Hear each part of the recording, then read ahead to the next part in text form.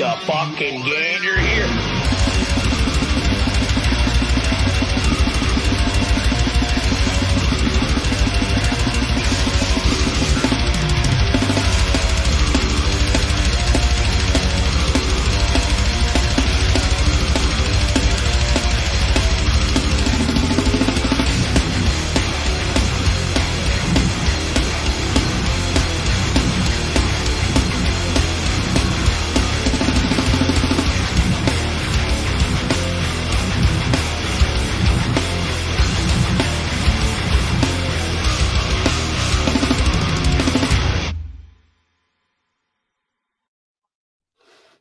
Wow. And here we are. That sure was something. Oh, wait. We're live. I thought we were getting brought in one at a time. I missed that. No, we're coming in at once. I was like dicking around, like just like surfing the internet. It's a hot menage. You didn't like that song? That fucking hotness? Oh, it's awesome. I love it. I was going to ask, I'm assuming that's one of Jay's productions, right? Jay took care of it for me. That's me. That's your boy Brian Beezman. Oh, well, I only asked just because I recognize the drum sounds. Like it sounds like Superior Drummer or Easy Drummer, if I'm not mistaken. And I was like, I've heard these drums before. It's like nothing but a compliment. It was awesome. Yeah, it was cool. Thank you. Yeah, no, it's rad, dude. What's going on, everyone? Happy Friday. Welcome to the very first Beezman's Company. No, I'm joking. Three's Company with my man AJ from the House of Mass in your top right. Then we have Xander Charles Raymond, XRC, on the bottom. And you're surely BonerJams. Thank you, everyone, for taking some time on this Friday. You ain't got shit to do. It's Friday. It's pouring here. And if my internet shits the bed, I apologize. But thank you, everyone, for taking some time hanging out with us. And our very first episode of Three's Company, our once a month meeting of the minds and the masses. So I'm real pumped to have you guys hang out. And it's gonna be great. Happy to be here, man. I can't wait to. We're gonna have a fucking time. Can't wait to hang out and talk about Van Halen. Super pumped about that. You know how long me and Ray have talked about doing a podcast together? It's been since like 2020, I think. Yeah, it's been a long time, and it's totally my fault that it never happened. But I just don't know what I'm doing with this type of thing. So I guess it took old Brian over there to just allow me to do it straight from my MacBook. Well, I didn't really do shit. Thank God Jay and Kurt have been helping me because I don't know what I'm doing. So Jay, I know you're there somewhere. Thank you. Kurt, love you. Thank you very much. So. Brian Beezman. Yeah, I'm excited. Yeah, dude, it's like AJ saying, like I've always wanted to have the means and the platform. It sounds so lame, but like the opportunity to do this with like some cool people, but it just never manifested. So it was like, yeah, like when this opportunity came down the pipeline, I was just like, hell yeah, man, let's do it. So I'm excited. Just it'll be fun. Yeah, just like a podcast type of hangout, whatever we're going to talk about. I'm here for it. That's awesome. So everyone in the chat, you're going to have an opportunity to ask AJ, Xander, even if you want to ask me some shit.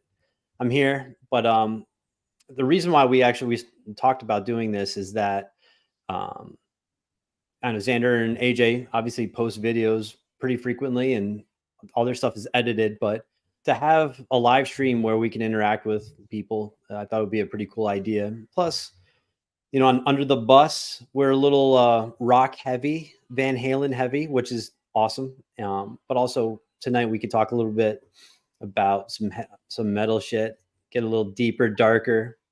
It'll be a good time. So everyone in the chat, thank you for joining. If you have some questions, some shit you want to say, definitely take a moment and type it in. But also we got a super duper chat from Ross Ferguson. Ross is a killer, man. Yeah, is this your boy? That's my boy. If I live stream, you better believe that there's one person that will definitely send super chats in every live stream. That's Ross. Hell yeah, so Ross. Ross Ferguson says, "How are you doing? I'm sorry, this is probably going to be my last super chat. Tonight. I'm waiting till next time I get paid." Well, man, thank you very much for spending a few shekels on us. So greatly appreciated. I wonder how many masks he's bought me through super chats. Yeah. Probably all of them. At least 4, Yeah, probably. maybe 5. What's everybody doing today? You said it's raining. Yep. I just got done with these. These are the small ones, but I got big ones. Oh, nice, dude. Hanging them up all over town, trying to guerrilla market a little bit. Yeah, the old like street team type of vibe. Yeah, I'm just waiting till they mail cool, me a man. fine for fucking littering or whatever. Oh, really? Is that a potentiality? Show those Yeah, again. that shop $2 pistol that I worked at when they first opened, Matt went around and hung up like grand opening signs, and we got a letter in the mail like 2 days later that said that it would be like $700 if he didn't go take them all down. AJ, show them again. Show Let's them see again. I'll give you a big one so you can see it. These are the coolest flyers that have ever been created. That art directive is just Who made those? Trash Bag Ghost. That's what I thought. Yeah, I just didn't want to say the wrong thing, but yeah, Chris is awesome, dude. I love his art, and just like everything that he does is super rad. So it's a weird story is how he came to be. We originally were going to go with our buddy Mark Nosler, who did the art for last year, and he was just so busy with commissions and stuff that it wasn't going to happen. And Bishop and I were like at our wits' end one day. Like everything that could go wrong was going wrong, and we literally were like, we're just gonna have to call the festival. Like it's just not gonna be able to happen this year. Maybe if we take a year off, we can plan better, and then things will work out better next year or whatever. And in the span of like 4 hours, Jay texted me back and confirmed. And then Sid called me. He FaceTimed me, and he was like, hey, like, because he still hadn't given me an answer either. He was like, if we're not touring, maybe we can figure something out. I just never had anything from him. And he FaceTimed me, and he was like, so I just thought I'd call you and let you know that it turns out that I'm going to be DJing for Ricardo at Pale Fest this year. And we were like, oh, like what the fuck? And then Trash Bag was like, I want to do the art. So he took it, and he's been so crazy helpful with everything in between too. Like more stuff than I can even name. He's like definitely the unsung hero this year. So shouts to Trash Bag Ghost. Hell yeah, man. Yeah, I'm from a fan and or friends perspective, like that's the things that like you just don't hear about, because like it just seems like it's just going and it's just manifesting the way it is, and like it's just organically taking care of itself. But I can only imagine the amount of hurdles and obstacles that you have to do in preparing for all that stuff, man. If I told you how much money Bishop and I have spent this year, it would make me sick. So it's fucking terrifying. I really hope that we can at least break even. I definitely don't think we're going to profit at all, but that's okay, because I mean, fucking look at it. Like that's sick. That's my baby. Yeah, bro. I mean, do you watch the Wild Ride podcast, Steve-O? Every once in a while, yeah. They're talking. They had I think Shaggy on, and he was talking about the Gathering, and he's like, in his, I won't do an impersonation, but he's just always like, yeah, we never make a profit. We're always in the red after the Gathering. Like I caught a little like a YouTube short of that specific clip where he was like, his brother, I guess, like runs the financial stuff, and his brother's freaking out because they made like $5,000. Yeah, they made $5,000 off the Gathering. Insane, dude. Insane. It made me think of you when I saw that, because it's like just the amount of resources you got to put into that just to break even. It's like that's a win. So like, I will say the legitness is way turned up. Like it makes last year look like child's play, like doing something outside rinky dink the way that we did it. Like we got lucky with the weather and the fact that everything worked out, but a 3-day festival indoors with concerts every single night and wrestling and whatever other, like obviously the guests' names are way bigger this year and stuff. And it actually definitely feels like a legit thing that's actually happening now, which is super cool. Yeah, dude. Super proud of you, man. Thank you. So if you guys don't know what AJ's talking about, AJ has a little gathering next month. It's called Pale Fest. AJ, can you give everyone a quick rundown of exactly what Pale Fest is? So Pale Fest is Basically an idea that was born through myself and my business partner and one of my best friends, Bishop Walker. He owns Paleface & Co., which is a mask company. It was originally based out of California. He actually moved to Ohio to be closer to me so that we could keep doing what we were doing. Basically, 2 years ago, obviously I've had this building for like 3.5 years or something, but it was like super hardcore pandemic time when I got it. And it was never something that I wanted to have open to the public in terms of like a store or something that people could just walk into anytime. But the town was obviously super curious about it, and I felt like my YouTube stuff was at a point where I could maybe throw together some sort of meet and greet. And I think that's a super cool thing for any YouTuber. I don't know how interested like Xander is in that type of stuff, but like you see these YouTubers do meet and greets and it looks sick. It's like you get to connect with your audience on a completely different level. So we did an open house where it was literally just like a signing meet and greet with myself. Paleface had a booth up front, and then this part was open so people could walk through and take pictures and stuff.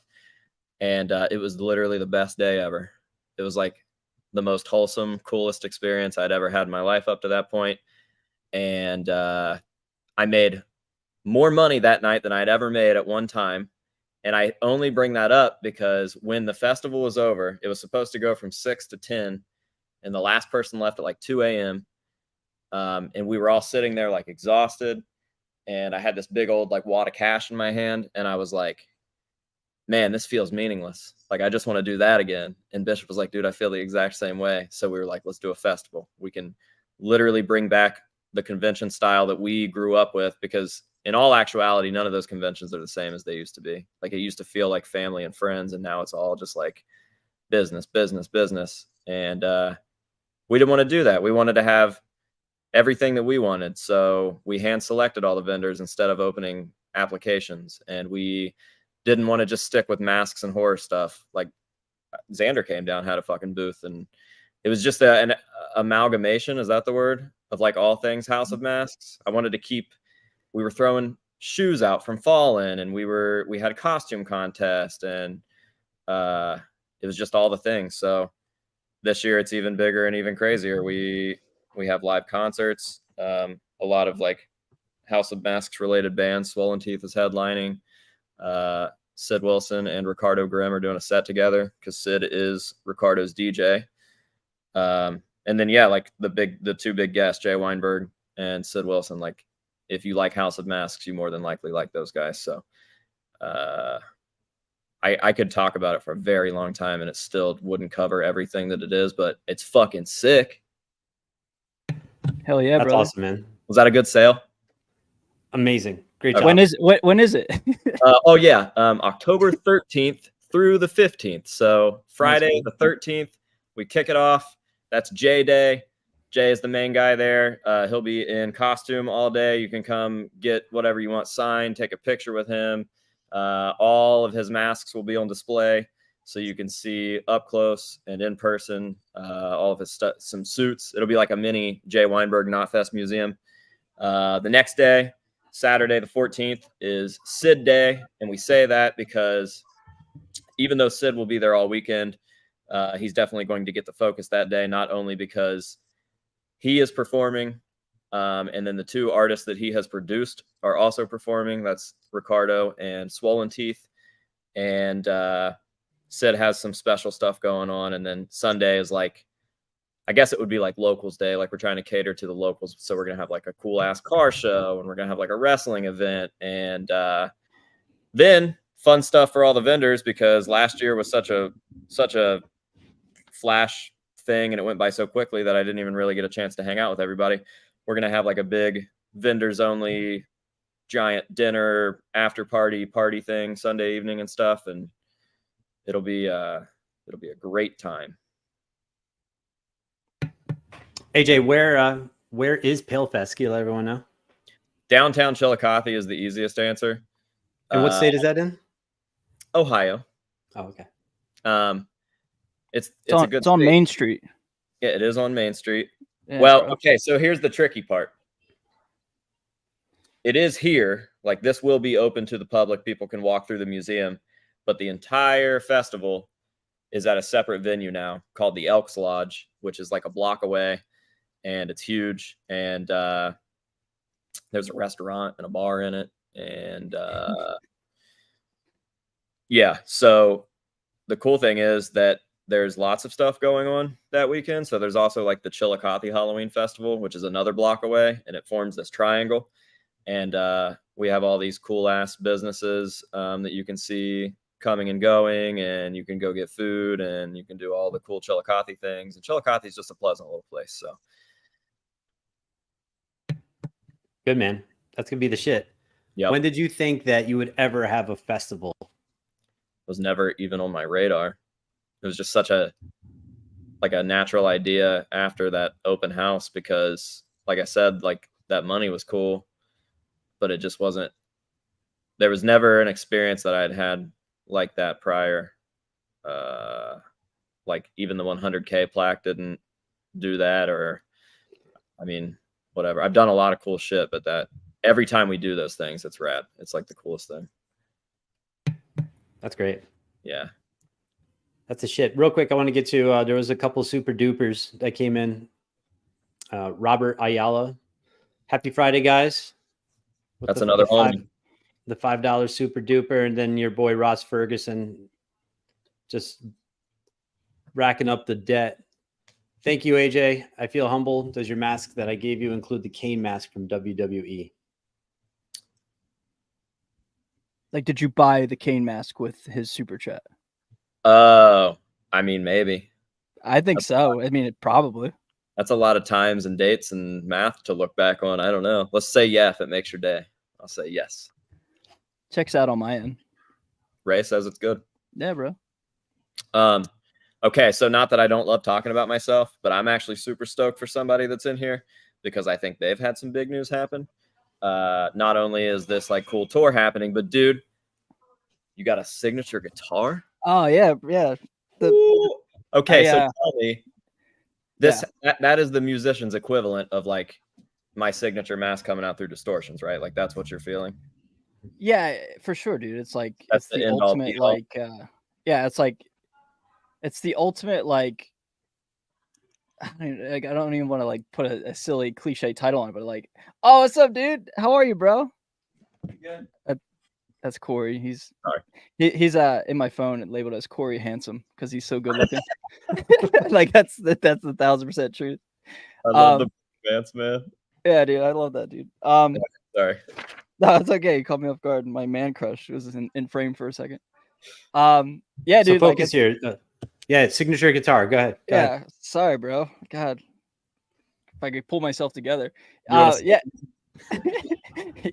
Yeah, it's like the equivalent of like the ultimate, like, yeah, dude, like I don't know if I say like I've made it, because that means like that's like the end goal. So it's like the ultimate like validation of like I'm doing something that has merit and value on the instrument or in the industry. So yeah, dude, I appreciate you bringing that up, man. Thank you. Yeah, it was kind of cool. It came kind of out of nowhere, and I had been brainstorming what it would look like for half a decade. So like I had it all sent back to them within like 6 minutes of like, this is what it's going to be like, you know what I mean? Like, can you let everyone know what type of guitar it is? What brand?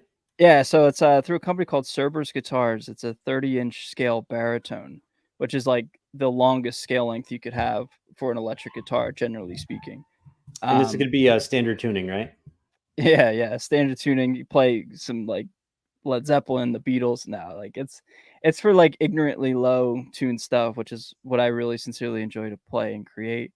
My favorite thing about it though is the price point of like with a hard shell case and everything. It's like give or take $1,300, which is very hard to do in this economy. I mean, I don't want to get all political, but I mean, when it really comes when it comes down to it, when it's all said and done. Basically what he's trying to say. When push comes to shove. We're all friends. So. BonerJams doesn't get this. This is an inside joke me and AJ have. Where like, it's just like a bunch of those like stupid like catchphrases, buzzwords that don't mean anything. Mm-hmm. Like, I don't want to get all political, but it's raining in Connecticut right now. Like, it makes no sense. But anyway, yeah, like $1,300 with a hard shell case and like stainless steel frets, silver bursts, all the above. Like that was my favorite thing about the conglomeration of everything. And like I didn't want it to be like $3,000. There's nothing wrong with that. Like I love guitars that cost that much money, but trying to think of like, I don't know, man, call it how it is. Like the more affordable something is, the more appealing it is, and the better off I feel. Like offering something that's super rad, but not like, like cork sniffing, like a $10,000 like collector's item. Like to hell with that, dude. Like I want people to play it and beat it up and make it their own and stuff. So yeah, man, I have pretty a couple exciting. questions about it. Sure, send it. Non-guitar player. Okay, so first of all, I know that you said that there's like a limited quantity. Yeah. Did you get paid outright, or do you get a percentage of each copy sold? And you don't have to tell me that either, because I know that could be like confidential or something. No, it's not confidential, and I don't think it's off the table. It's a percentage. It's for everyone that's sold, I get a commission. And I think that makes the most sense from a business standpoint, because like, like let's say it works both ways. Let's say I get a flat rate and then they don't sell at all, then the company's screwed. Or vice versa, if I get a flat rate and then they like sell through the roof, then I kind of sold myself short. So it's like, come as it goes type of thing. Yeah. So I had never dealt with anything like that until the shoes. I was going to say, yeah, the shoes, you probably did something similar. Yeah, that was the exact same way. And then same with the distortions masks. And I like that because I think obviously it's fair for the company. Like I was never ever worried about making money from those. Oh yeah, dude. I didn't even. They said, "Oh yeah, they said you'll get a commission." I was just like, "Oh, all right." Like when the ideas first proposed, I was like, I would be happy just getting a copy of these shoes. Like, yeah, dude. I just want it to be in the. I want it to be in the universe. That's like, that's as cool as it is for me. Like, yeah, fuck money, bro. Like, second question comes from Corey. He says, "Can I have one?" I mean, yeah, bro. For what? $1,300, right? Yeah, dude, you have $1,300.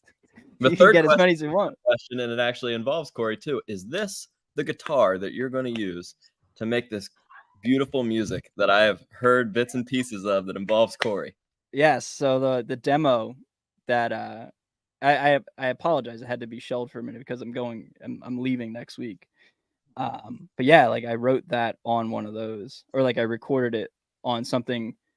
Like it's not literally one of those because they don't exist yet, but like something in that vein, in that style. So then come the real go round.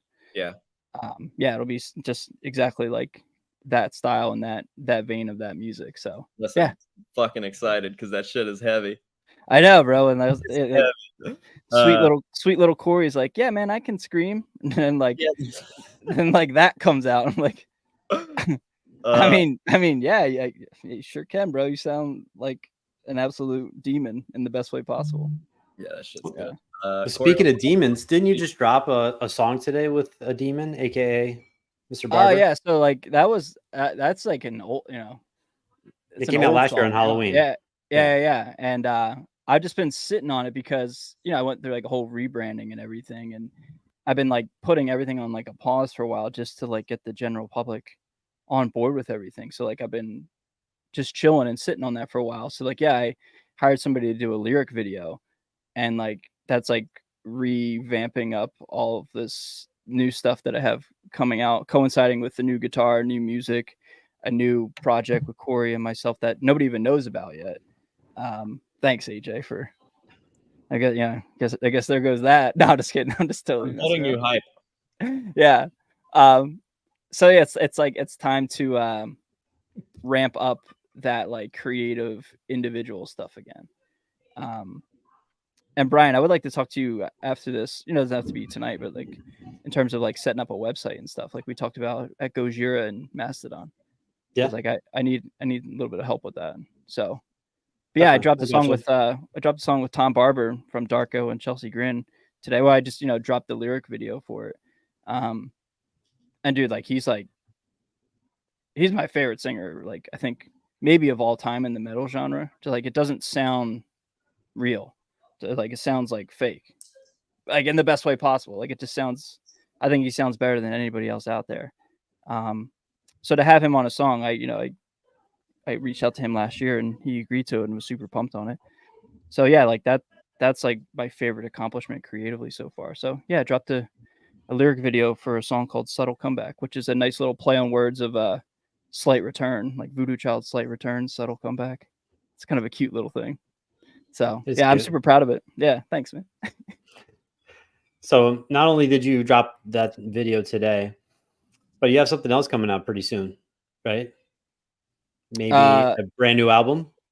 Oh yeah, I wasn't sure if Yeah. you meant that or the tour. That yeah. So Well, I we'll got, get to the tour in a little bit. dude, I'm just so busy, bro. Like, We don't want to blow our load right from the beginning. which one you Let's talk? slow it down. Which endeavor are you talking about? I'm so busy. No, I'm Let's just pump kidding. it a little slower. Come on. Go slower. Yeah. So like I said, like today was like the beginning of starting to release some new stuff, or get that going again in a way. Like I said, it's not a new song, but like a new endeavor. And yeah, so like I have like 9 tracks good to go for a new album, with some other featured guests and stuff. So super stoked on that. And that'll be out sometime in October, and it'll actually be announced officially next Friday with another another video. It'll be a guitar playthrough that I filmed like 2 weeks ago, something like that. So I'm super stoked on that, man. Do me and Corey get to come see you? Where? On tour? Yeah, in Columbus. I don't know if I'm going to Columbus. Corey swears you are. The dates are from the 28th through the 15th. Though, like the 15th or something. I think the closest I am on that run is like Lakewood, Ohio. Oh yeah. Well, fuck. I get to see Tom 2 days after that show, right? I don't know. Anyways, whatever. Tell him I say hi. I think he's got a new number or something. Maybe he blocked me. Corey or Tom? No, Tom. He does have a new number. Yeah, because I texted him, congrats on your engagement, and I got crickets. I was like, oh, sweet. Yeah. But I figured, one, he was bombarded, but two, I'm sure it went green or something. Like, it was like, all right, this is probably not right anymore. Yeah, he got a new number. I don't even think I saved it yet, but he sent me a random voice clip, and it was like, I got a new number. Yeah. Hey, bro, got a new number. I can hear it now. Yeah. So little off topic. AJ had a quick question from my man Joe Brown here. He says, AJ, do you ever wear prototype mask ideas in the bedroom? Because I would. Market research. No, I think that shit's all super cringy. I've never had sex in a mask. I don't know why people feel so inclined to ask that weird ass question. No, sorry. Is that a thing? Dude, you would be surprised how many fucking times a month I hear that. I'm very surprised. Look at my face. Look at me. Look how surprised he is. Dude, look at Tom. I mean, if you want. Get declined right here on the live stream. Look like a real fucking idiot. Like, sorry, bro. I was busy, bro. No, call him later. No, let's not put him on. No, all right. I guess we're doing it. It's too fucking late. He might be touring right now. I don't even know what they're doing. Yeah, is he? He might be in Europe for all we know. No, I think he is touring. Actually, he could be on stage as we speak. Well, listen, I always pick up when he fucking calls me randomly. So, hey man, this is between you guys. Yeah, this is us. Sorry. Anyway, Brian, how's work going for you? Yeah, since AJ has a festival going on and you're going on tour, dropping a new album, I went to work today. Just fucking slate. Absolutely killed it. It was a good day. You're my favorite insurance agent like ever. Like if there was a first ballot Hall of Famer, like you're on it. So that's awesome, bro. Good deal. So it's probably me and maybe one other person that you know. Jake from State Farm.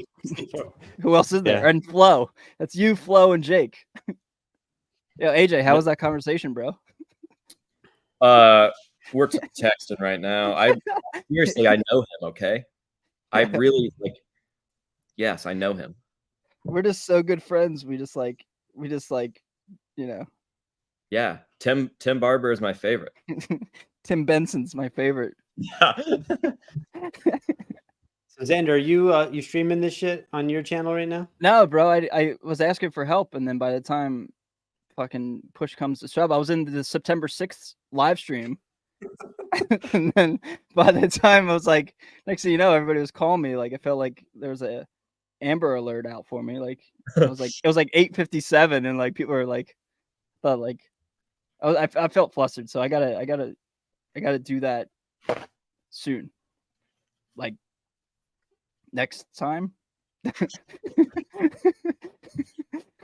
Yeah, do it next You're time. not wrong. What do you say, AJ? You're not wrong. Yeah, I mean, like, give me a break, BonerJams. I'm fucking trying, bro. That's all right. I know AJ is streaming right now. So Oh, anyone who's snap. watching on AJ's channel, if you could be so kind and come on over to Under the Bus as well, hit the thumbs up, subscribe, please. And if you're on Under the Bus and you haven't subscribed to AJ or Xander's channel yet, you fucked up. You fucked up. Please, politely and Yes. Subscribe quickly to subscribe. everybody. Subscribe to all of us, bro. Yeah, I have tens of people watching. It's 10 more than me, bro. Yeah, I think Hey. we're all beating Xander right now. Yeah, it's funny, dude. I made a community post. Get on my level, bro. Did you? Or start streaming. I think we had 8,700 people watching before, so we're doing pretty well. Corey's streaming it. I'm not. Why isn't Who? Corey sitting next to you? I don't know. You want to come be in this? BonerJams, have you met Corey? Brian. About a half hour ago, right before like we a- went live. He's awesome, man. Who is this? There he woman? Does someone know this woman, Ashley? I thought you meant Corey. Yeah. Who is this? Who is this? Somebody know this woman? Yes, I know Ashley. She's a good friend of mine. Oh, Cool. gotcha. She seemed like someone knew her, and I had never seen her in my chat. So I was like, I don't think she's from my end. Hey, Ashley. Yeah. So- But yeah, also I'm going on tour, guys. Just No wanted to way. say that. Yeah, bro. Solo tour? What am I? Who am I? Steve Vai? Corey go on said that's tour. a pretty big name band. Yeah, for the Fallen Dreams is a band I've known for eons, like at least one eon, and That's- Yeah, that's it's, serious. it's been like at least 45 minutes, right?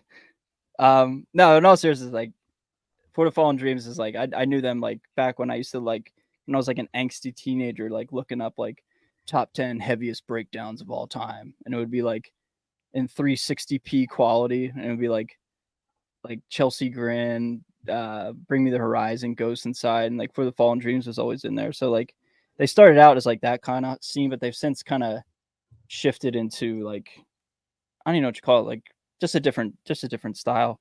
But yeah, long story short, the singer asked me just randomly on an Instagram DM, and it was as simple as, "Hey, are you available to tour in a month?" And I was just like, "Probably." And so then like 2 hours later, I was like, "All right, I'm in." And then they said pretty much, "All right, you're gonna fly into Chicago, and then we're gonna go on tour for a month." And that was that. Oh yeah. Yeah, it was pretty And cool, how's man. the rehearsing going? It's good, man. I don't want to jinx myself, but it's more lax and like just like it's not technical. Like it's not like I mean it's challenging, but you know what I mean? Like it's not like brutal blast beat million miles an hour and solos and like it's much more like it's about the song. It's not about like the technicality of the electric guitar. So it's certainly much more up my alley and something much more enjoyable from like a performance standpoint where you can kind of like get into it more and not have to be so worried on like, you know, staring at the fretboard the whole time. So like I'm really excited about that. So rehearsing's going good. We do like 3 or 4 days rehearsals in Chicago and then head westward in like a week and a half. So But have Yeah, you shit. learned that breakdown from the Woven Web yet? oh god no. I haven't even started. What are you? Unbelievable. Have you? Yeah. I've posted Oh the yeah, video. have you, bro? Yeah. Seen it. Yeah. I've seen Boop-a-doo-boo-doo. it's like social. You seen Psychosocial? Yeah, I saw you teaching AJ how to play psychosocial. Yeah, Yeah, I did. dude. Yeah, I was God, I'm like the best teacher I know, bro. Like You know what I can play though? I can play that open chord thing, the start of a new abortion. Did it. Yeah. Corey taught me that. That's awesome, man. Yep. I'm really, really happy for you. So Well, what? How many guitars are you taking, and what's the tuning? I'm not going to take any. It'll probably D minor. Like that's a tuning. Oh, I don't think that's a tuning, bro. sorry, 47 fret or whatever. I don't know. Yeah. Gold. Anyway, I'm taking 2 guitars. I'm gonna take one in drop A sharp and one in drop F sharp. Yeah, jokes on the fucker. That's not a fucking tuning either. Yeah, why don't you go play the drums, bro? Because we're all super impressed. What if we started like just really, really freak them out? Oh shit, they can hear us. Sorry. Anyways, what? A minor. What's your deal, bro? Yeah, what's up with that pizza? That pizza looks a little suspect. What's on it? Cheese. No. Look at your slice, bro. What's I thought it was growing on it? I thought it was a cheese Danish at first. What's growing you were on eating, it? like pastries. The air bubble, guys. Fuck. Looks like pizza from Chernobyl, bro. So Xander, besides dropping a new album, releasing a song with Mr. Barber, having signature guitar, and going on tour, is there anything else going on in your life right now? Not honestly. I mean, it's pretty lot. That's pretty fucking boring. They ain't shit. Oh yeah, thanks, bro. No, I think that's it. I'm like unfortunately slowing down a little bit of YouTube content. Like I'm slowing down and putting out a video every other day now. But like I'm really trying to like prepare for heading out to Chicago just because I want to represent the people that are essentially asking me to do a job. So like last thing I want to do is show up unprepared and like let them down and make them not feel confident in me. So like that's something I'm like really trying to take incredibly serious. So that's just like the main thing that I've been doing for the last week and a half or so, or the last week and a half up until I leave is what I'm trying to say. So yeah, just trying to keep busy, trying to piece it all together. Good, man. Well, Thanks, we got a super duper chat again from Ross Ferguson, just paying for the bills tonight. Ross says, saw AJ, it was the WWE Kane mask. So there you go. That's what I'm talking about. His first super chat said, "This is my only super chat for the night." He said it until I get paid. He obviously got paid since then. Yeah. Yeah. He is in Scotland, I think. So maybe it's the morning and he just got that deposit. Yeah. And Xander, we talked about this before. My man Bent Tom here said, I saw Xander at the last Philly guitar showing Oaks. That's a town in Oaks, Pennsylvania. Gotcha. But there was a lot of people talking to him. Didn't want to bug him, but he was so kind and had time for all the people that asked him questions. So Ben Tom, next time, just tell him, yo, I'm BonerJams' friend. And then Xander will drop everything and spend... Including my pants. Of course. Just like at the Gojira show. So we were at the... You said you wouldn't tell anybody. We were at the Gojira recently. It was what, a month ago now? We saw Gojira in Mastodon in Brooklyn. So Xander and I had a little friendly wager. I'm like, let's get to see who's going to get recognized more. Will it be me or will it be you? I think it was 8-0 before I was like, all right, I think you got this. But people that saw Xander were so pumped. It was like a kid on Christmas. They're like, oh, this is a fucking guy from YouTube.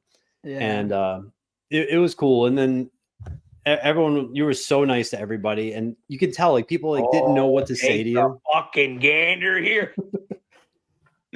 Yeah. And no, it was so cool. You were great with everyone. So just want to say, if you do see Xander out in the wild, aka the public, definitely stop by, say hi to him. He's cool as shit. Might give you a hug too. And an STD. Well, yeah, I'm a big hugger, dude. Like I don't know, man. Like I find it incredibly cool that like people care enough about, me or any, it's like not a burden at all. Like, are you kidding? Like that's the coolest thing. That's like AJ, I'm sure you can attest to it too, bro. It's like it's the ultimate like coming up to somebody's like the ultimate act of like showing appreciation, and like it's the ultimate like feeling of like not validation, but just like moment of like appreciation, because like you don't get to interact with real people when you're a talking head on the internet. So like when you do, when somebody shows appreciation for what you do and the things you create, it's like the ultimate like payoff, I guess. Yeah, especially because like we aren't rock stars, and we're just kind of forming this thing, and we are fans of shit. So like we know exactly what that moment feels like for them too. Yeah, bro. I don't think I've ever had a negative fan interaction, because it's like humbling, but also like I know exactly what they're feeling. So Have you ever met a real life troll? I don't know. I don't think so. I haven't either, bro. They don't come around. Isn't that the craziest thing? Yeah, There's so many of them.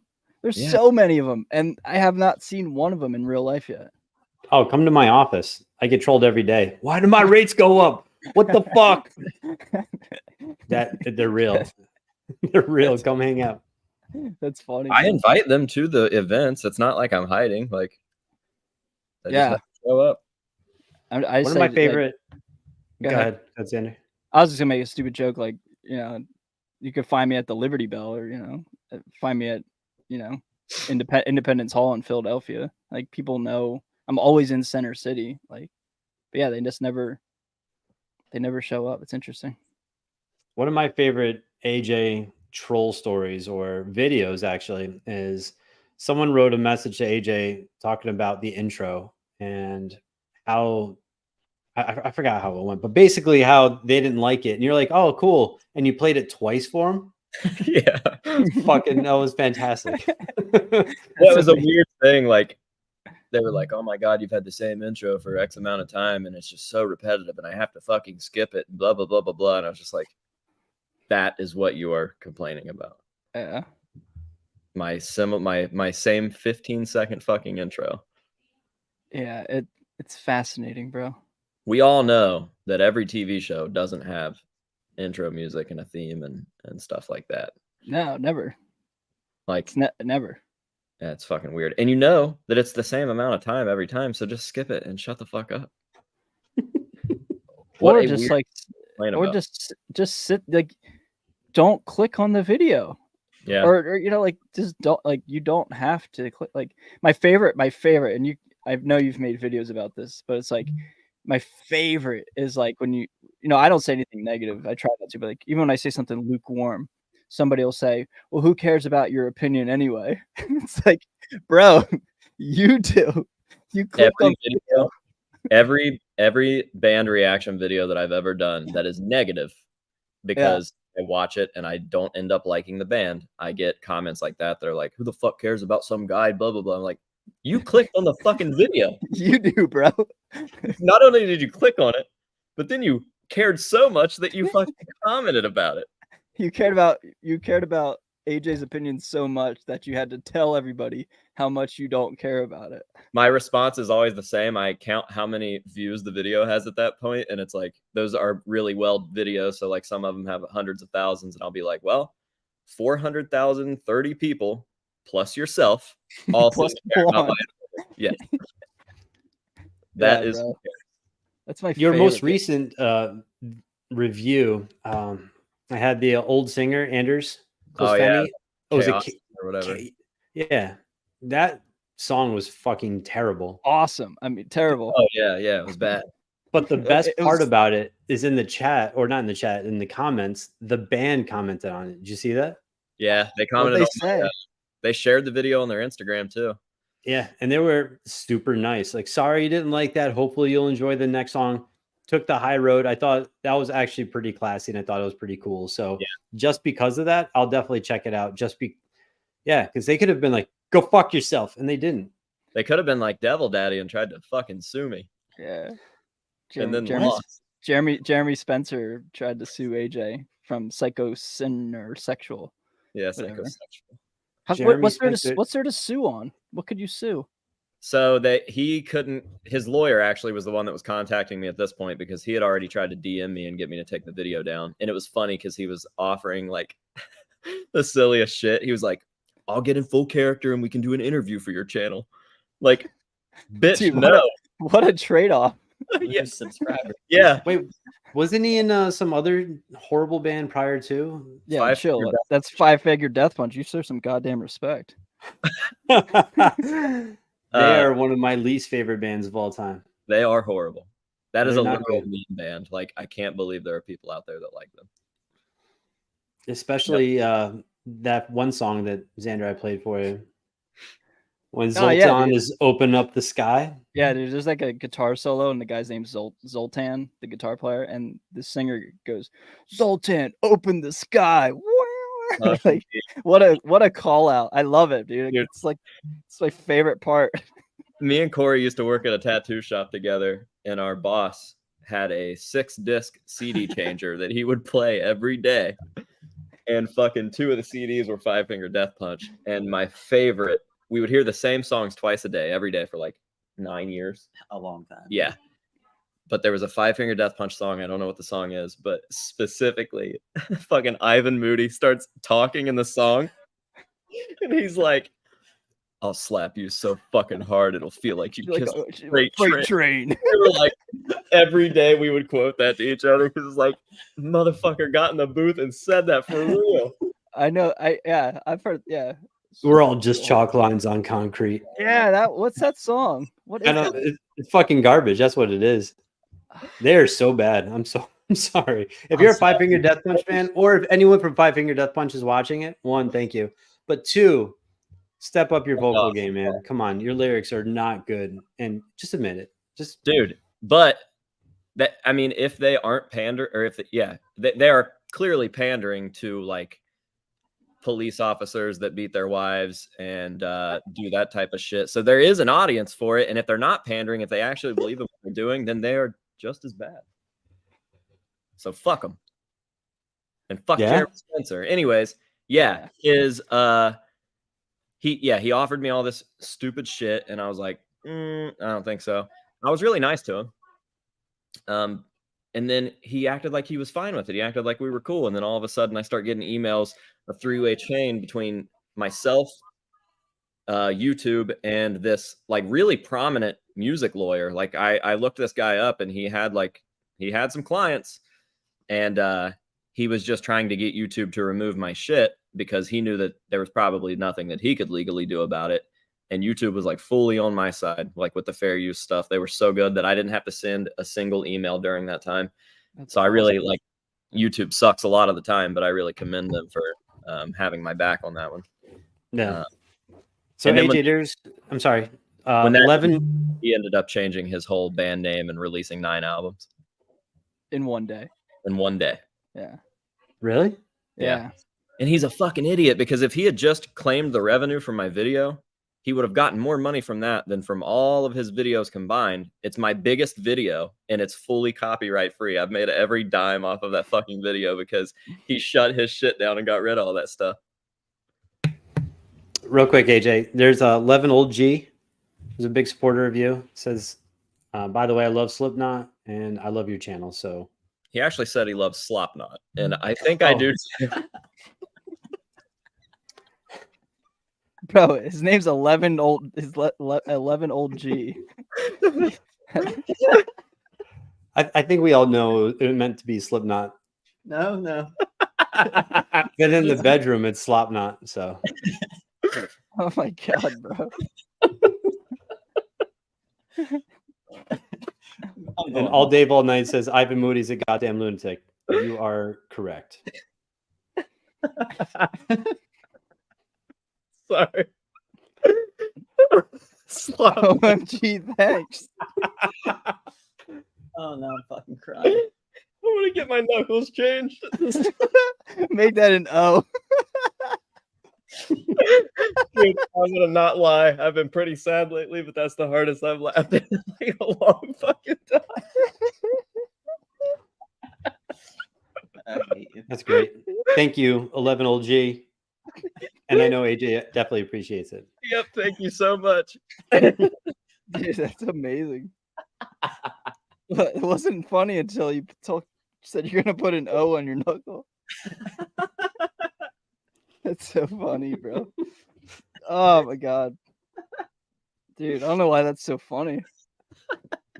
All right, dude. Fucking Brian's never gonna invite me back on this. Well, it's your show, man.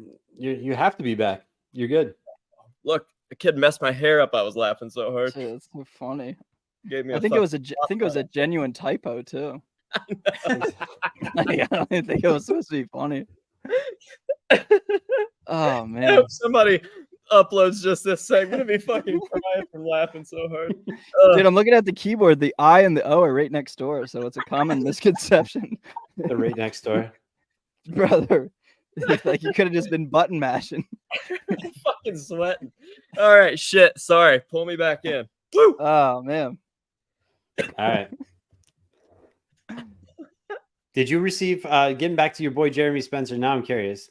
Did you receive a like cease and desist letter, or were you served that you actually had to defend yourself?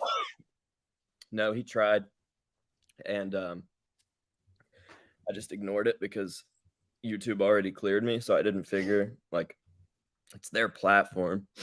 Oh my god! What? Why are you dying laughing, bro? I feel like, dude, I would never work on Saturday Night Live. What's happening right now? Yeah, so no, I'm sorry. I just ignored it because I've had other cease and desists, and I've got a pretty like decent understanding of how it goes. And I have a lawyer now, which every time I say that, it makes me feel so cool. Like I have a fucking lawyer. So yeah, she told me like it was silly, and that dude reached out again through the YouTube emails, and YouTube fucking ignored him too. And then that was the last I ever heard of it. Good. Good deal.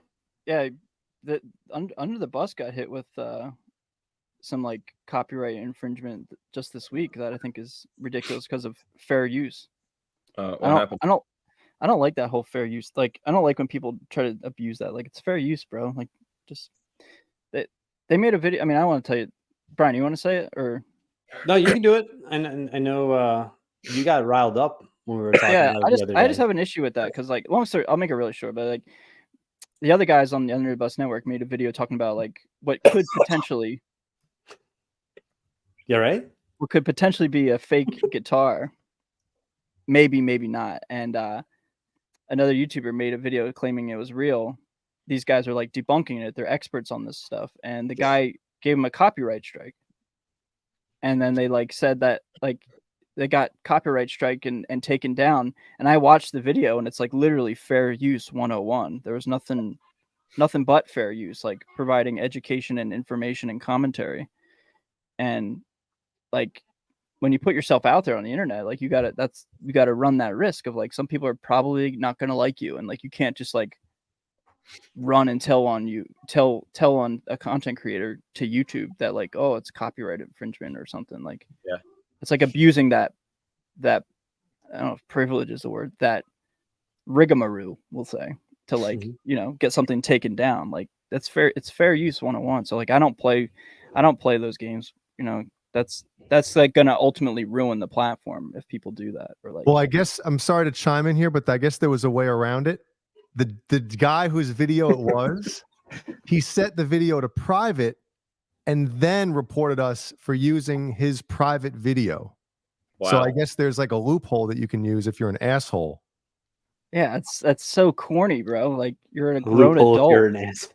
The thing about that is every single band review video that I've ever done, even if I fucking just absolutely thrashed on them, like the psychosexual stuff, I've had dozens, if not hundreds of positive comments about that band where people are like, hey, thanks for showing me this. And then they go over and become fans. So like, even if it's just a fucking, like I'm shitting all over you, you're going to get fans from that. And typically reaction videos will do better than the actual thing that you're reacting to. Like, unless it's a Slipknot video or some like big ass band, like I said, that the psychosexual video has over 1 million views. It's my biggest video. And it was by the time that he had pulled that shit, it already had more views than all of his videos combined. And I'm like, dude, I'm sending people your way. Yeah. Why would you not want that? Yeah. It's just, I think it's just because the obvious people don't like people saying mean things about them. But like, Yeah. Mhm. that's unfortunately like the internet, bro. Like, imagine like every time somebody said something mean to you, like in a comment or said something to me, like we report them and then like get them in trouble. Yeah. Like, how corny would that be? Like, I think it's just like when you put yourself out there, you run the risk of people not liking you, and you just got to take it on the chin and keep doing your thing. So when these guys got hit with that loophole thing, it's like, bro, come on, this is lame. Like, this is so lame, bro. Like, Hey, you know who I like a lot that for handling shit the way that they handle it? I don't know your guys' feelings, but Ronnie Radke is really funny with that shit. Like, yeah, I've never felt so similar to somebody in that aspect. yeah. Yeah. Puts like if somebody says something mean, he'll like just put them, out for public display, more or less. He goes harder than I do. Yeah, You go pretty hard too. And yeah, I'm hard as shit. Hard as shit. What? Whoops. What? And also, have you guys ever heard that really long scream from that Fit for a King song? Yeah, bro, it's awesome. That's so sick. Yeah, where's this coming from? I don't know. I wanted to talk about it earlier and I forgot, but yeah, he does that live and it's really cool. Yeah, bro. I my best friend back home. Well, since I'm home, that didn't make any sense. He showed me that. Like, that song's pretty old. Like, I don't know what he says there, but it's like, yeah, da da da. Yeah. For like a minute, and like, yeah, That's sick. I immediately went and looked at like live footage of that just to see like if you could do it, and you can. It's amazing. Every time. Brian, do you know what we're talking about? I do not. Fuck, I gotta pull it I up. think it's called Warpath. Yeah. Just go right to the end. It's like I don't really know much Fit for a King, but I know that song, and it's just like I think they're arguably the long. Christian Go ahead. band. What you say? They're a Christian band? Yeah. Fit for a King? Yeah, it's like in the vein of like August Burns Red, Texas in July, like those bands. But like, it's like arguably the longest metal scream of all time. It's unbelievable. It's Even longer than the beginning of the Great Southern Trendkill? Pantera? Yes. Hmm. Like, significantly longer. All right, tell me if this works out or not. I don't hear anything. Damn it. I don't hear anything. What do I do? I don't think there's anything you can. I guess just chalk it up as a loss. Fuck. You could just send him the link and he could watch it Later. I want the viewers to see it. You could send the link, or you can imitate the scream if you'd like. Yeah, just do it. You go do it. Hey, just do it.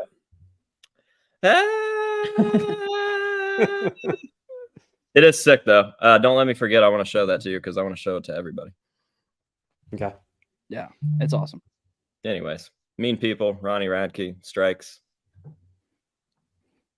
slop knots. Slop knots. Real quick, I want to do a quick roll call of who's here. We could say hi to everyone, and then I have a topic I like to get into. I sent you guys an article earlier that I want to chat about.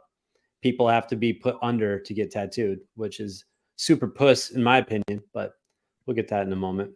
I've known about that shit for a while. A lot of rappers do it because they're pussies. Yeah, I said it. What's up?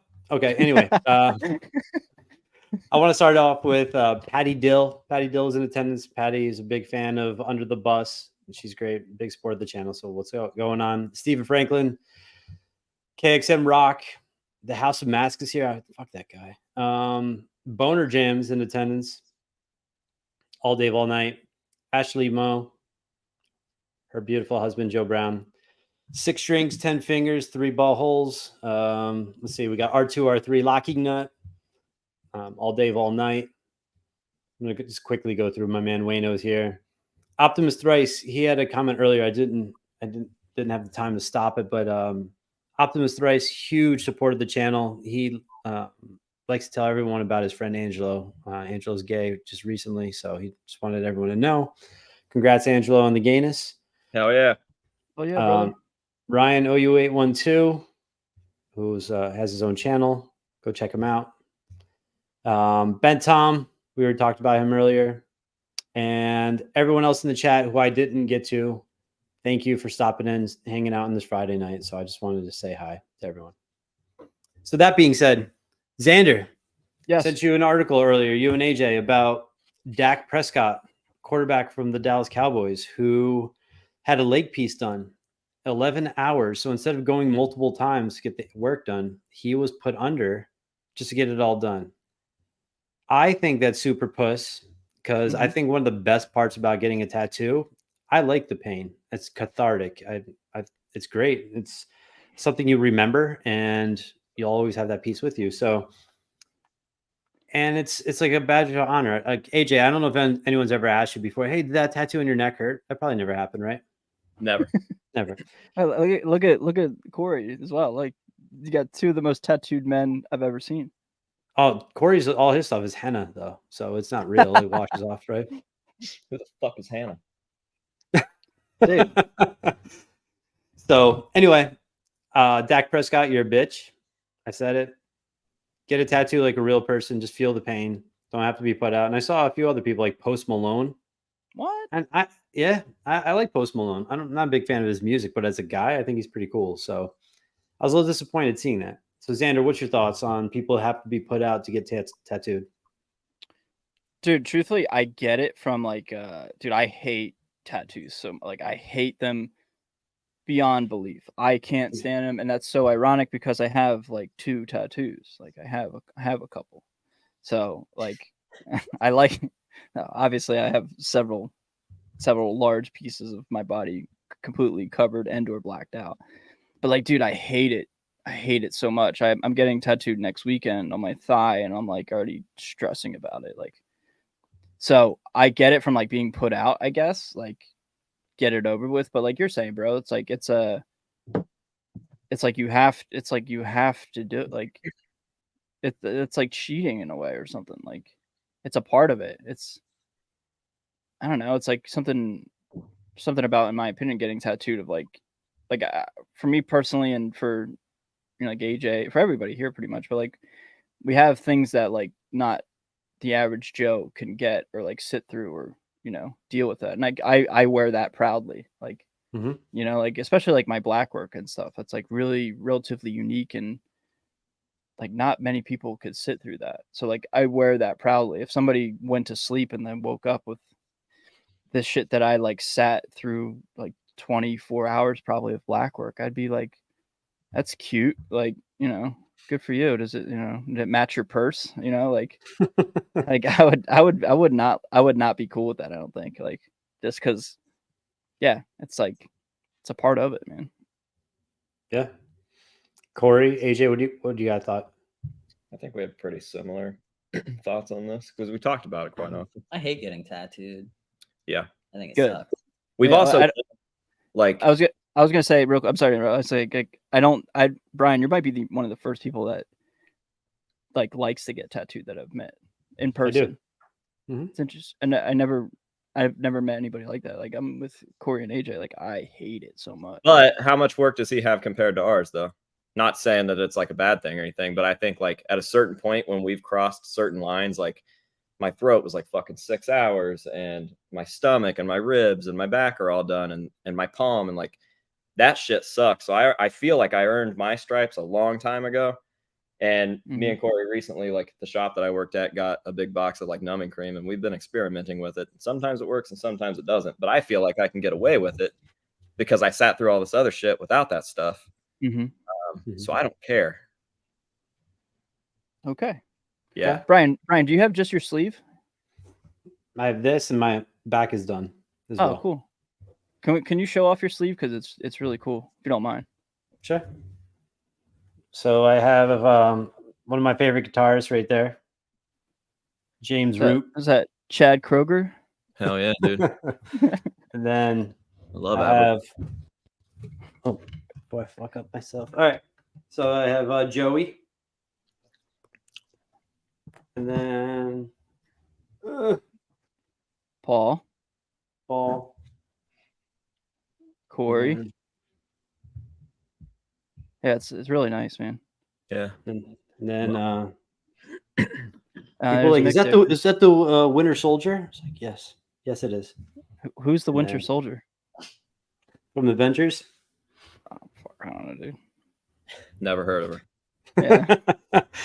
So, and then I have my back done, but I don't feel like getting naked right now. Nah, 'cause, that's cool, bro.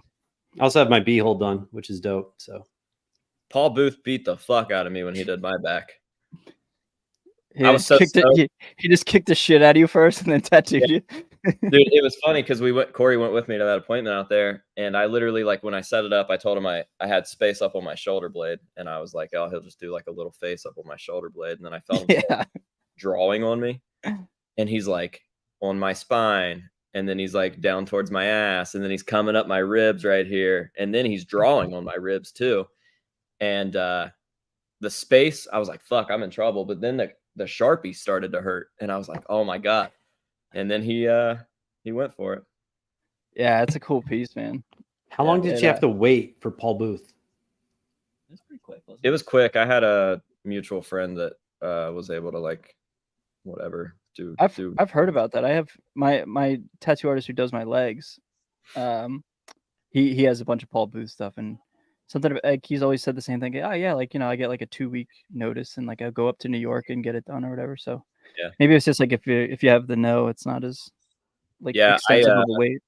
My buddy Joey Simpson from Kiss and Candace, actually, I was with him in St. Louis, and he had just finished up like his pits. He got his armpits done by Paul, and I was like, "How the fuck did you get in?"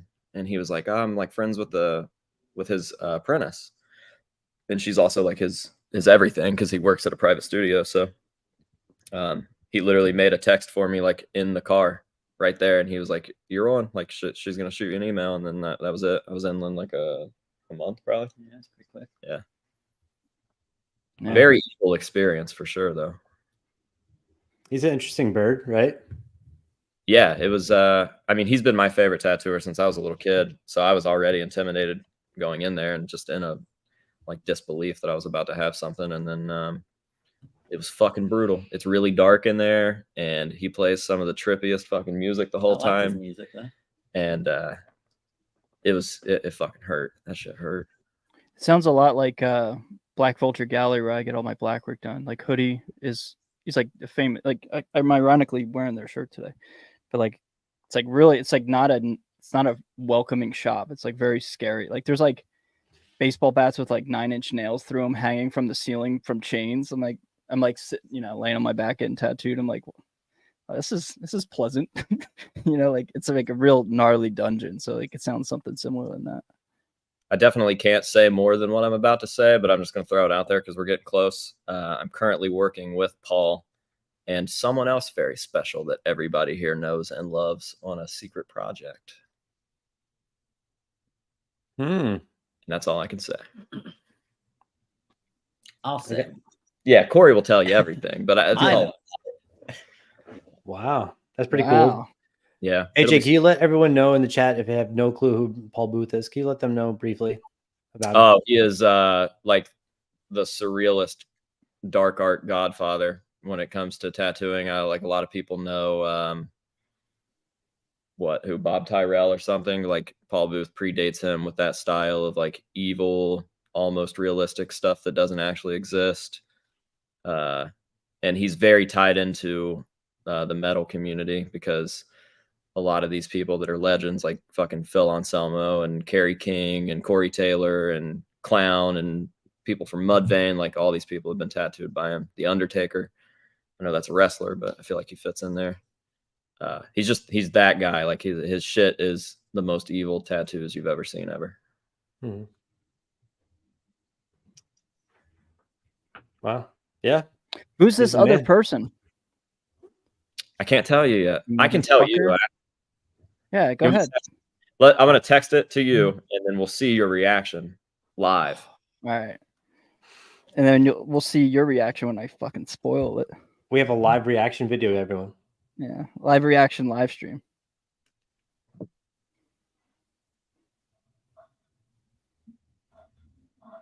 Ah, okay. Makes sense, right? Yeah, it's not as never mind. Okay. Wow. No not way. To you, yeah, because whatever. But I feel like if fans heard that, they'd be like, "Fuck yeah!" Well, dude, I am a fan, bro, and I'm like, it's pretty cool, man. Is it David Lee Roth? Ah, yeah, bro. Diamond Dave. It's Corey. Yeah. The one sitting next to you. Yeah, it's Corey, the singer of Slop Nuts. No, I meant that Corey, the one sitting to your right. Yeah. Yeah. Slop From Nuts. Oh, okay, yeah. Silly me. Joke's on me. That's cool, man. Yeah, it'll be sick. I'll tell you exactly what it is, because when I explain it to you, you're gonna be like, "That's pretty fucking cool." Don't enough spoiling. Don't. Okay. All right. AJ, I know you pretty well, and you're not good at keeping secrets. Because I hate secrets, I know, bro. so I assume everybody else does too. No, I used to be like that when I was like 12, but like, I kind of enjoy the like secret like aspect. I'm of good life. with other shit though. Everybody thinks that I know. Still to this day, everybody thinks that I know who's in swollen teeth and what they look like and what their names are. And I have purposely kept all of that a complete secret because I don't want to fucking know. Yeah. Don't want to know. Where's Swollen Teeth from? Michigan, right? Don't even fucking know. Have No, no clue. I think they're- Honestly, I God, I have think no they're- idea. Huh. Speaking of Michigan, I met the drummer from King 810 the other day. Did Oh, you yeah. really? Yeah. He's drum teching for a band called Upon a Burning Body from Texas. One of the coolest But- band names of all time. Dude, right? They're great dudes. What is King up to? They haven't done shit in a while. I don't know, but I just remember when they came out like right around the Gray chapter, and I was like, kill 'em all, kill 'em all. I remember they like toured together. Like I think they opened for Slipknot back then. They did. Mhm. Yeah. And I don't know what I don't know what they're up to. I went to Europe and lived there. Like I kind of got out of touch with like Americana around that time. So like I didn't keep up with like music and stuff. So yeah, I got to meet that dude. Really, really cool guy. That's cool. Where'd you meet Yeah. him? At the Upon a Burning Body show in like the middle of like a cornfield in Pennsylvania. Cornfield? There's a crazy metal scene in like it's a town called Lancaster, Pennsylvania. It's like an Amish town, but like it's legitimately like the mecca for Pennsylvania metal. It's like Philadelphia has no metal scene whatsoever. It's dead as dead can be. But you go like to the middle of the state, like Harrisburg, Mechanicsburg. That's where Poison's from, Mechanicsburg. So if that doesn't tell you anything, you know. I passed Mechanicsburg quite a few times on my way out to the worst place on planet Earth. Dude, you talk a lot of bad things about New Jersey. I fucking hate that place. Bro, watch what you say. My parents are from there. Listen, bud. You motherfucker. Motherfucker. But like, no, dude, I love New Jersey. Like, that's like Dude, my oh god. that's like my it's like my second home, bro. And when you say that, I'm just like, Hate that place. why? It's got the beach. It's terrible. It's got I'll Trenton. tell you I'll get you on my top 5 reasons Yeah, bro. in no particular order. You can't pump your own gas. Yeah, it's weird. Crazy. Stupid. Which that pisses you off? Yeah, that's inconvenient as fuck. I want to get my gas and leave. I don't want to wait for some gas station attendant that I can't even understand him. And then they also are like waiting for a tip. Like, motherfucker, no. The tip is that I would rather do this myself and leave. Second reason I don't like them, no left-hand turns. You guys are like, not you guys, but they're just so bad at driving that they took away left-hand turns for everybody. No, they made it better. Like, hey, we'll cut out the guesswork. Just go right. No, dude. Oh, it's so awful. Third, This one's on us. Just hang a right. We got you. I wore a t-shirt for the old shop that we had because when we did have a scene here, there was the tattoo shop $2 pistol that I used to work at. Everybody that was in the scene had these fucking shirts that said Defend Chillicothe, and they had an AK-47 on them. And it was just like, you would see fucking dozens of these every weekend at every tattoo related thing or music related thing or whatever. So it's not like the cringy, like First Amendment fucking Blue Lives Matter, my tattered flag on the back of my Toyota Tacoma. It's just like, it was this shop thing and it was kind of like a music thing and it was cool. I wore that to a mall out there, and you would have thought that I was walking through the fucking mall with an actual AK-47. People Really? were staring at me like I was the biggest piece of shit they had ever seen in their fucking life. What part of New Jersey was this? That was Rockaway. North Jersey, South Jersey. I don't know. Rockaway It's- Beach. I didn't know there was that. It's only the fucking state's like that big. No, that's Rhode Island. Yeah. Yeah. What is that? Was that 4? I think it's 4. You got one more. Come on. No plastic straws. So all the straws out there are cardboard and they taste like shit and they make your drink all gross. And number That's 5. 5. 5 I can't talk about, but Ray knows. Yeah, bro. I know that one. I actually do. I know that one too. Yeah, you do. Yeah, you do. Yeah. So, but I could name more. Well, I like New Jersey. You ever see Aqua Teen Hunger Force? Nah, I don't know what that is. Me and Corey just The watched porn. the Aqua Teen Hunger Force movie last night, and it's based in New Jersey. And they said that they were like, we have to get above the tree lines where the planes can't go. And this guy was driving his car, and he's like, there's only one place in New Jersey that's that tall. And he fucking does this in his car and whips it on an exit ramp that says used baby wipe mountain. It's just a mountain of baby wipes. I was like, dude, that's the most accurate Jersey description I've ever seen in my life. Yeah. It's kinda- it's pretty gross, but it's home away from home for me. It's all right. Yeah. Been worse. New York City's the worst by far. Yeah, Times Square sucked. I hated that. It's just a fucking dump. Which is sad. But getting back to your mall story about offending people with your shirt, I've never been offended by anything except once. I was in a mall, and it was just big juice bear, satanic juice bear, if I may, was wearing a Jesus is a cunt t-shirt. And I was just like, really? Like, you have to, Cradle of Filth, dude. It's a Yeah. classic shirt. but why would you wear that in public? Like, you're just That's true. asking. Like, there's some things you just don't wear. And I think Jesus is a cunt is just takes it to a whole different level of ignorance. Yeah, I would have definitely thought that was cool when I was 13. Yeah. My favorite thing about Cancer Christ is that they have a shirt that says Satan is a bitch in the same font. Oh, that's cool. They're like all about spinning that back around on shit. I think they're pretty funny. Yeah. Hmm. I mean, like, I get it. You know, you make edgy stuff to get a rise out of people, but yeah, like wearing it to like the food court. I don't know. Yeah. Yeah. Just stopped to get some General Tso's. Yeah. This is for Jesus is a cunt. Here you go. Here's your General Tso's with lo mein. Here you enjoy. Yeah, that's a legendary shirt that would like there's like I know there's like dedicated YouTube videos about that shirt and like it was like I like banned. lawsuits and shit. Yeah. Yeah, it's a pretty big deal. So it's almost like to the point now where it's like so mainstream and I don't know if accepted's the word, but like it's so well known now that it like has lost its luster. It's lost its shock value. It's interesting. Yeah. But yeah, I agree. Mhm. The mall might not be appropriate. Definitely not. The mall or church, I don't know if I would rock it there. Yeah, definitely not the mall. I'm just Yep. kidding. I'm just kidding. Just being So had just a couple quick things. We don't want to go too crazy on a Friday night. I know everyone's out partying it up, going to the rave, but wanted to ask AJ and Xander, we'll talk about it too. Talk about some bands that got you into the metal scene. Like, why are you a metalhead? Like, what bands are you listening to? What got you into it?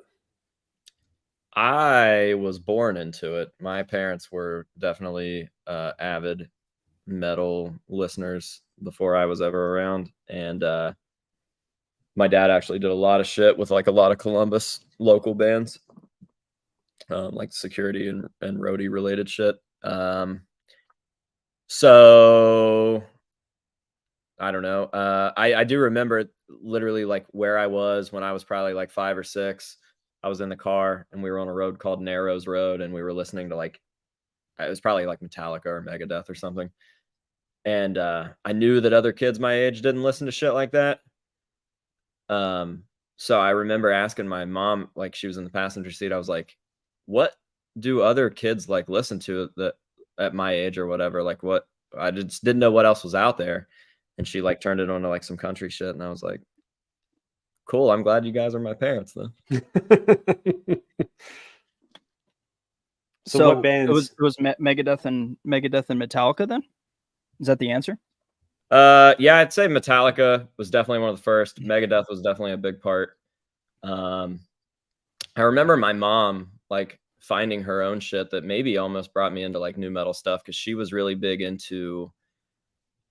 She loved Kid Rock. Like when Devil Without a Cause came out, she was fucking So good. super. Stained, when their first couple albums came out, I remember we had those on cassette and we played them a lot. I was crazy about Limp Bizkit right before I got crazy about Slipknot because their shit dropped a little bit before like the Slipknot craze happened. And yeah, it kind of went from there. I remember I was on the same shit for a long time. Like right up until like Volume 3 came out, and I remembered like being disappointed with Slipknot. I was just like Slipknot, Mudvayne, Slipknot, Mudvayne. Like I would just constantly go through those cycles. But then sometime around 2006, I finally got into Guar, and Guar had a record called Beyond Hell that year that had like blast beats and slightly different double bass stuff than like your typical Slipknot song or something would have. And then that led me into finding like Black Dahlia Murder and Chelsea Grin and The Faceless. And then I was like, holy fuck, this is like a level of heavy that I never even thought was like a real thing or whatever. So Born of Osiris, like a bunch of shit like that. And then I mellowed out and I became a 30-year-old that likes bluegrass. Good deal. I didn't know you like Born of Osiris. Yeah, I was pretty heavy into them for a long time. Skate park days. I couldn't skate to like anything but like metal music, so I had a lot of Black Dahlia was still definitely my favorite out of all that, and I liked The Faceless a lot too. Mm-hmm. Yeah. What about you, Xander? I grew up on like the bands that got me into metal. I think are like the cliche classic rock: Zeppelin, Van Halen, the Sex Pistols. Like those are like the big three. And then like when I started to find my own music, it was like Linkin Park, Limp Bizkit, Slipknot. But like to give it a more defined like band that like got me into it was definitely Zeppelin and Van Halen. Like just I don't know, like that shit was always just playing in my house on like a consistent daily basis. So like that was just the groundworks for me to like enjoy rock music. Because when I was growing up, Britney Spears was huge, Christina Aguilera, the boy bands and all that stuff, which truthfully I genuinely do like that music. Like I'm not even being silly, like I really do. But like I just resonated with like the classic rock stuff, and like I just knew like I was like different from like what what kids like and like the popular music of the time. And then but like the Sex Pistols was really big for me because that was like the first music my dad would put on Nevermind the Bollocks.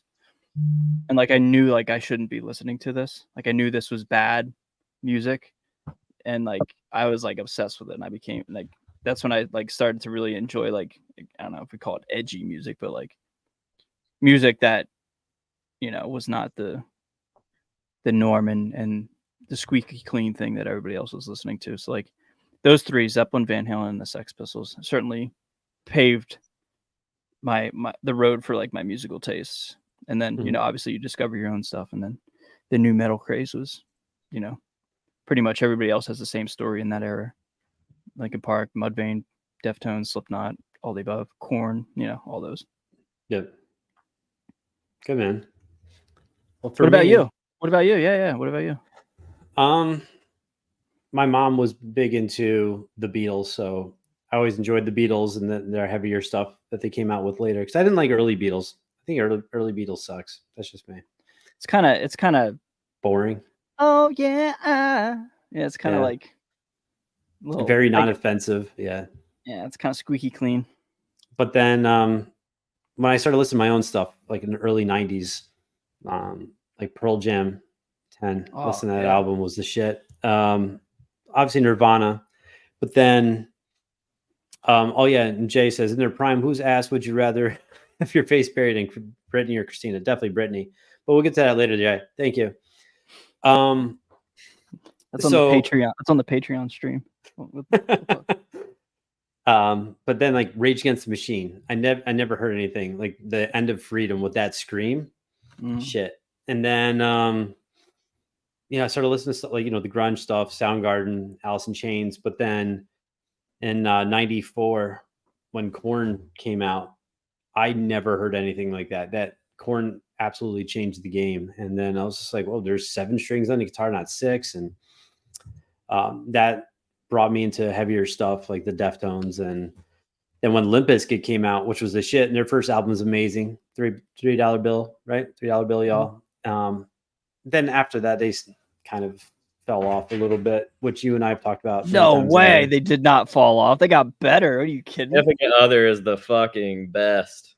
I don't know. I think Chocolate Starfish is equally as good, if not better. But yeah, I think I just am more sentimental with Significant Other because that's when I came into it. Yeah, same. But like, anyway, they did not fall off. What are you, crazy? No, Fred Durst completely fell off. No way, dude. Take off Westmoreland, but listen to the first album and Fred's vocals was so aggressive, probably because of Ross Robinson as well that helped out with the production, but he had something to talk about. Then he's talking about Nookie, and then the very beginning of Chocolate Starfish and the hot dog flavored water. And you can't say fuck. Fuck's just a word, and it's all fucked up. Yeah. Ladies and gentlemen, introducing. It's so fucking terrible. Awesome. Like, oh, they're done. They're done. No, bro. It's it's so tongue in cheek. That's what makes it good. Have you seen the video of Wes Borland where he's like talking about selling that rabbit or whatever, and he's in like a press conference and he's like, I found this during the recording of $3 Bill, y'all. That's the album that people didn't like as much as the ones that came afterwards. Yeah. Dude, he's so funny. Shit. He's so shout out Wes Borland, dude. I got to do the little collab with him in the summer. That was really cool, man. Yeah, it's sick as fuck. Very appreciative of that. Yeah, dude, anything Wes Borland does comedic, like on the comedic side of things, it's always super funny. Like, yeah, when he did the interview with John Goblikon, like, it's the funniest shit, bro. Yeah. Hey, Fred Durst, are you ready for your driving lesson? Yeah. It's so funny, bro. Wes is great. Yeah. But anyway, yeah, you're entitled to your skewed and flawed opinion. Come on, guys. Come on, we go the very beginning of Pollution. Yeah, which is the fucking shit to basically everything off of Chocolate Starfish. I don't know. It just didn't do it for me, man. It just didn't do it for me. But then other bands I got into in the early 2000s was, like Trivium, Lamb of God, a little band called Gizmachi, and just, Gojira, Mastodon, and all the shit I listen to now. So yeah, that's it. Okay, so now let's talk about what we listen to at the current time. Okay. Because what's funny is everything that you just named prior to Korn, I had heard my whole childhood. Like, we had 99.7 The Blitz was and the Wazoo. Do you remember the Wazoo? Those were the two rock stations. Yeah, and it was all Alice in Chains and Rage Against the Machine and White Zombie. And I heard and Tool. I heard these bands fucking constantly because that's what was on the radio, and I didn't give a shit. Mm-hmm. Then 20 years later, I was like, holy fuck, I love Tool. Holy fuck, I love White Zombie. Like, I just fell in love with these bands way past their prime. And now, like, all of those are top 10 bands for me. Like, Rage Against the Machine is untouchable, and Alice in Chains is untouchable. And I fucking love Tool. And White Zombies, like, they have to be a top 5. So that's kind of crazy that I listen to them regularly now. But back in the day when they were actively doing shit, I just didn't care. Like, I wasn't old enough yet to understand that they were so good at what they did. Supercharger Heaven from White Zombie. I'll never forget the first time I heard that song. I was like, wow, this is fucking awesome. That's such a great song. Yeah. Los Exorcisto is just like a masterpiece through and through. And then even like, I'm not super crazy about the album after that, but there are gems, like the beginning of More Human Than Human is a fucking great song, but that beginning part with the weird synthesizer sample shit, like that's my favorite noise of all time. No noise will ever beat that. Yeah. And the use of samples. Fuck. We could have a whole episode about White Zombie. Well, Anyways, what do you guys listen to now? Go ahead, Brian? Xander. You can go. You want me to go Dude, first? I mean, my answer is lame. I really don't listen to music much anymore. Like, truthfully, it sounds like kind of like a stupid answer, but like the occasional Van Halen and Led Zeppelin will pop up on my Spotify, but I really like I don't listen to music much lately, which is like weird saying. Like I listen to podcasts now about like how to learn how to do stuff, and like I'm like always trying to like educate myself on like I don't know, all kinds of stuff, man. Like I'm really into like mental health shit right now for whatever reason, and like I don't know, like I'm learning about like cooking, and I'm learning how to like fix shit around the house. Like, Dude, we're so metal. dude, right? Like how you don't even know how hardcore I am, bro. Learn about how to how to make tomorrow's dinner. Like, I don't know. I really don't listen. Like, I don't really listen to music because like I don't know. I guess because I'm fortunate enough to do music as a profession that like when it's free time, it's like I want to do something completely unrelated, and like I don't fill my space with music much anymore. So it's kind of interesting. You've been listening to a lot of Trivium lately. Don't lie to everyone. No, I haven't. That's only because you and I are doing lessons together, and you're asking me you're asking me to teach you like the techniques and stuff. But yeah, and like that's the thing. Like when I listen to those songs, truthfully, I'm like, wow, this is really good. This is a really good song. And then like I'll never listen to it ever again. Like it's nothing against, I think you just get to a certain age where like I listen to the same shit whenever I do listen to music as when I was 12. Van Halen, Led Zeppelin, Sex Pistols, Limp Bizkit, Deftones, and the occasional Creed will pop up. Hell yeah. I fucking love Creed, bro. Human Clay is the shit. It's awesome. That was literally my my first CD I ever got. Christmas 2000. Human Clay. So good. Creed can actually be heavy too. Like What If is a fucking awesome. Phenomenal song. Heavy as shit. I can't find it. Yeah, it's so good, bro. So good. What about you, Brian? What are you listening to?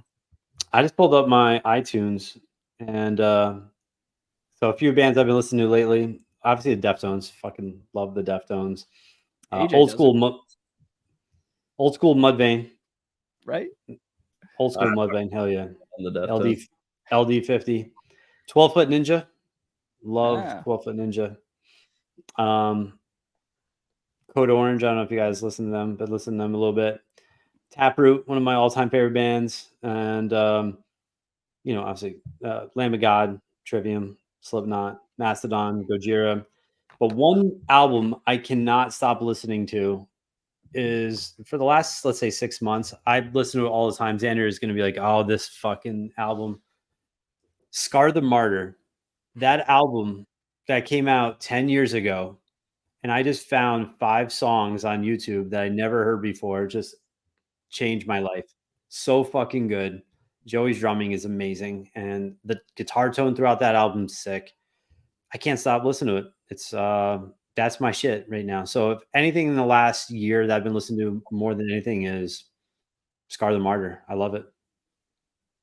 It's so interesting, Scar the Martyr. Like, yeah. I don't think I ever listened to one song ever, other than when you showed me when we were working on it. I remember checking it out when it first dropped because I was like, oh, fuck, Joey's going to be like Joey again or whatever. And then I was like, all right. All right. That is good. But also, too, I feel bad when I bought the Scar the Martyr CD 10 years ago. You open up the CD and there's a picture of Joey and he has the Slipknot S necklace. I'm like, oh, I felt so bad that, he's rocking, like, obviously he's proud of Slipknot. And in the Scar the Martyr in a different band, he's rocking like a Slipknot logo. And then subsequently he's fired after. So terrible. Yeah. poor guy. And also I'm listening to a lot of Depeche Mode. Thanks, Hellstorm. I almost forgot. Fucking love Depeche Mode. Is that sarcastic? No, I love 80s, like first wave type of shit. Yeah. Just like Joy Division, New Order, Depeche Mode, Pet Shop Boys, the Duran Squared. I love that stuff. Cool. That's like how you love Christina, Britney. Yeah. Like that's 80s for me. Cool, bro. Yeah, I Yeah. mean, I just never tell with you if you're being sarcastic or not. True. What about you, AJ? What have you been listening to lately? LD50 is in the CD player in my truck because my truck still has a CD player. If we listen to music around here, it's just drum cam videos. Like we're real big into Chris Turner right now because he's that dude is on such a different level. He might be the best drummer out there. Is that Ocean's 8 Alaska? Yeah, unfortunately. What? I'll tell you why I say that, because if that band was instrumental like Animals as Leaders, they would be just as big as Animals as Leaders. Yeah, I could see that. That dude is fucking gnarly. A lot of Alan Cassidy drum cams, just Black Dahlia Murder. That's my Always Luke Holland. Yeah, Luke Holland. Billy String's Renewal album is my top listen on Spotify. I have a daily mix with Lil Wayne's face on it. So that tells That's me cool. that. A lot of Eminem. I love Eminem. What's your You go favorite Eminem album? My favorite, Marshall Mathers LP. Yeah, agreed. Yeah. Yeah. I have You could- I don't know how to pronounce it, but it's it's a Fall Out Boy record. Oh, dude, I don't care. That's such a good song, bro. Yeah, that I think almost every song on this is like a fucking perfect song. Our road trip album. That is, yeah. Every time me and Corey take a road trip, it's the first record I play all the way through when we hit the road. You guys got any trips planned in the upcoming days? He really wants me to go to Nashville with him. I have to go to Nashville to suspend, and I'm trying. Dude, to I saw that, bro. God But- bless you. want to come. So Yeah, I'm in a weird time in life. I did text Jay today and I was like, hey, thinking about coming to Nashville on these dates. You want to go get dinner and like do some sightseeing or something? And he was like, hell yeah, we're down. So we'll see. He has to go regardless. I don't have to, but Yeah, He dude, wants- that's suspending, man. It's impressive to say the fucking least. makes me queasy. that was my first time doing it in 10 years, and now I'm like, why did I stop doing that? Now, and what do you get out of it other than it's probably fun? Is that just what it is? It's just like a natural high, like huge, like endorphin, adrenaline rush. Okay. Yeah. Nice, man. Well, that's cool. It's really cool, Xander, bro. You're gonna be going cross country. Yes. I'll be next month in October, and in November I'll be going to Chicago. Oh yeah, what you gonna do there? My cousin's getting married next month, and then in November I have a meeting in Chicago Oh, for wow. work. Must be like obviously pretty important then if you have to travel to go to it. Yep. Yeah, pretty cool. I can't go to Pale Fest. I'll be in a I don't even know where I'll be, but I know I won't be around, so it's a drag. Yeah. I'm sorry. I was wondering about that. Because the last thing I heard, he said you guys were gonna maybe try to come down a day together or something like that. Yeah, we talked about it. Hey, I get it, man. Priorities. Yeah, I don't even know what priorities is. It's just timing. Just I didn't know I was doing this like 2.5 weeks ago, but Yeah. it just happened, bro. But Can't it's blame- funny, like I think I'll be like in the Midwest or like right around Ohio there. So it's like, not that it might as well be on the other side of the country, but I just Yeah. find that ironic. Yeah. And my cousin's getting married the weekend, Friday the 13th. But on the way back, maybe I'll stop, like on Saturday. Just let me know. I will. I'll keep you abreast of the situation. Mm, Ooh. Love breasts. love me. Anyway. Best. AJ, anything else you want to go over tonight? Anything else you want to talk about? All your fans here want to hear about? Want to tell them something cool? No, I just hope that I get off here and somebody has sent me a video of me laughing really hard so I can upload that to YouTube as a short. Gotcha. Don't worry. Corey, what about you, man? Do you have anything else for us? I don't think so. It was fun hanging out with you, though. Definitely. What about you, Xander? Nah, bro, I'm good to go. I enjoyed this, and I hope we can do it like again. Oh, we're definitely doing it. We're doing it next month. We'll just- What? AJ, stop laughing at me, bro. Sorry. Yeah, I enjoyed it, man. It's fun. It's been a long Yes. time coming. So again, once a month, the three of us will get together on a Friday, whatever works. I know not Friday the 13th won't be a really good day because Xander, you'll be gone. AJ will be at Pale-Fest. I'll be at a wedding. But some point in October, we'll reconvene. Maybe we'll go over some horror movies. We'll talk about some Halloween shit. 'Tis the season, right? Yeah, bro. And obviously, when we have some other time together, we might just jump on and just shoot the shit and have a good time. But again, once a month, the three of us will get together. And if Corey's around, he could definitely hang out too. Fucking look delicious over there, Corey. You sexy fuck. It's Corey Handsome in my phone. I'm telling you, it's not even a lie. But yeah, we'll get together. We'll hang out. And again, definitely, if you guys have not checked out Xander's channel, please check it out. Subscribe. Also, the House of Masks. Please support AJ. He needs some more masks behind him. Yes, I do. And if you guys are watching on the House of Masks and you haven't yet, please stop over to Under the Bus. Every Wednesday we get together, the four of us, Caleb, Kurt, Jay, and myself. We shoot the shit, just talk about whatever, and we have a great time. So come hang out with us, be part of the family, and that's really it, everyone. So thank you so much for watching. Appreciate all the support. And yeah. We'll talk to everyone soon. Follow us on the socials, and that's about it. AJ, Xander, Corey. See you in a month. Goodbye. Smooches. Yeah. Take a fucking gander here.